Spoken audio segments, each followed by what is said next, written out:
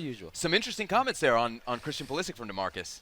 Yeah, it was interesting because, we likened it to Landon Donovan. We both got to see him we grew up with him. You've made that comparison a Yeah. lot. It's interesting to hear somebody else make it. Yeah, and he was like, oh, yeah, definitely. The responsibility of not only being the poster boy, but trying to do too much because you think it's your responsibility to do too much sometimes can hamper or hurt you in that way. And it's interesting to see here DeMarcus, kind of coincide with that. Yeah. Also had some interesting comments about Weston McKennie, another player that is not the poster boy, but getting close to it. I asked him, give me a player who needs to do more than he showed versus Wells, and didn't even think about it, didn't flinch. Weston McKennie, and I think we're both on the same train of thought. Is a player that when he's at his optimal level, he gets the other players around him at optimal levels. He's contagious in the best possible form. I've said that before, but to hear DeMarcus say that's the guy, that's the one. He's carrying a knock, okay. Yeah. He's not fully fit, okay. He still didn't have a great game. Yeah. He got that early yellow. And this referee was handing them out like they were candy. and when you get that early yellow and you see a player's not fit, I would have pulled him out at half. You saw how fatigued he looked when he came off, how he immediately took off the bandage, how he was kind of nursing that injury.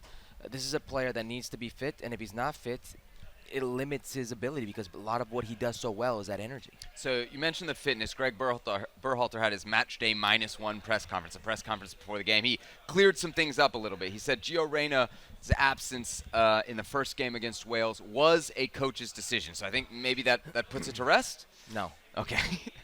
What do we make of it now? Because now the story's changed, twice? At least twice. Yeah. And is he trying to get Gio back a little bit by kind of holding his hand up and saying, it was on me? Instead of the fitness maybe thing he's trying to protect Gio. Maybe from Gio himself spoke. Or? Yes. Okay. Maybe from himself. Maybe he doesn't think Gio's fit enough, or he thinks Gio spoke out of place, but he wants to protect him because he wants to keep his head in a good space. I am a little confused with what's going on. I think there's more to this story. I really do. Okay. I think there's more to this story. Either Gio's not fit, but he wants to play, or he just doesn't think Gio was the right play at the time, which is beyond me. Weston McKennie and Serginho Dest, Gregg Berhalter in the press conference saying they're fine. Do you think we'll see both of them? It's fine. We're fine. We're fine. Is it the meme? I have this crazy idea that they should play 3 in the back. You already know this from yes. me, and if that were the case, Serginho would be in there. And if it's not the case, but you could replace Serginho with DeAndre, who's got Premier League, on his resume at least, and, fine. and Europe. You on and his Gregg resume. Berhalter are the same cloth, and you believe that you need to play against certain opponents and be good.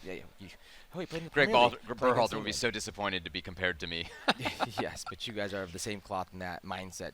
Good players are good players wherever they play. I mean, McKinney's a good player. Should he play if he's not 100%? No, because a lot of what he's good at is physical. Is physical. There aren't many players. I mean, he's good enough technically with the ball. Yes. Sound enough. Absolutely. Good IQ. Yes. But that determination, the physicality that he brings, his presence being box to box and getting on the end of things, arriving late, those are things that if you're not 100%, you're physically hampered, will be a detriment to his play. So I'll pick out one other thing that came out of Berhalter's press conference today. It was a comment about the golden generation. He says we may be getting ahead of ourselves when we talk about this golden generation. Is that something you should be saying in the middle of a World Cup? There's a saying in Spanish, sacando el paraguas, taking out the umbrella because it's about to rain, kind of letting expectations, right? Lowering expectations. Yes. Is that what's happening here? Yeah. Okay. Is it the right thing to do? Maybe for his group. Okay. I think it's an internal message.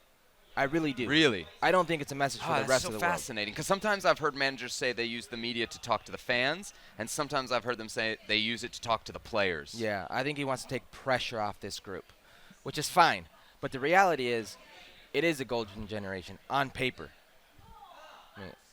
That's how golden generations work. Mm-hmm. It's not like, look what this generation did, now they're golden. No, it's like, look where they are, and that's why they're the golden generation. You've never had as many players in top leagues, top teams around the world.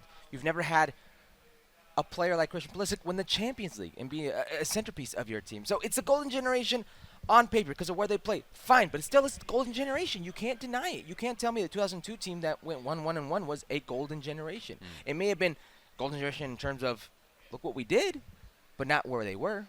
Just a few minutes left here on this episode of Futbol Americas. Let's dive in quickly on the matchup. What's your key to an American victory or draw, whatever it might be tomorrow? Just to American performance, because it's going to be very difficult to get a positive result, if you will, in a win against That's England. what they said about your team in 2010. You did it. Yeah, well, let's hope that Pickford lets the ball go between his arms and into the golden.